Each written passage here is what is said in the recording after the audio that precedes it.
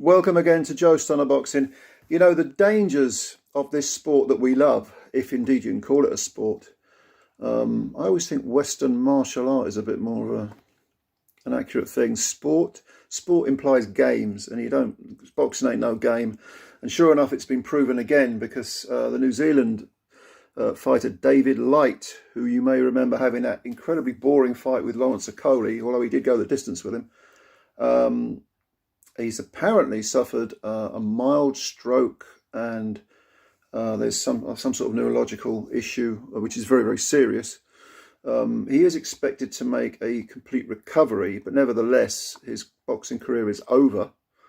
And the fight itself against Okolie was on March the 25th, and Light didn't report any sort of unwell feelings, illness, headaches and so on. He didn't report it till April the 5th.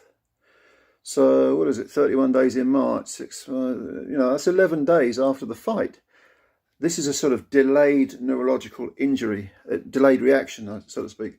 And the initial CT scan was clear. And then he was it said in the report he was diagnosed with delayed concussion and he was discharged. And the symptoms continued. And he was admitted to a hospital on April the 17th, so that's another 12 days later. And a second CT scan was also clear. And then he received what's called a contrast CT scan, and it revealed a blood clot. So he underwent surgery, having suffered a mild stroke. So he had 3 CT scans, and only on the third one was the blood clot detected. And this really, modern technology, you would think it would pick up any kind of injury instantly. And in Britain, we have very, very strict and very good safety procedures, especially, the big tipping point was the Michael Watson injury, where Michael was taken to first of all, he was taken to a hospital which didn't even have a neurological unit, and then he had to go to another hospital. And that delay is what damn near killed him. And certainly if he'd received treatment quicker, with more oxygen to the brain, he would have made a better recovery. Although, God bless Michael, we all love Michael Watson. He's what an inspiration, what a tough man mentally. But David Light, despite modern technology and despite, the very stringent medical procedures in Britain, went home and back to New Zealand. And then the injury sort of kicked in later on. It was undetected.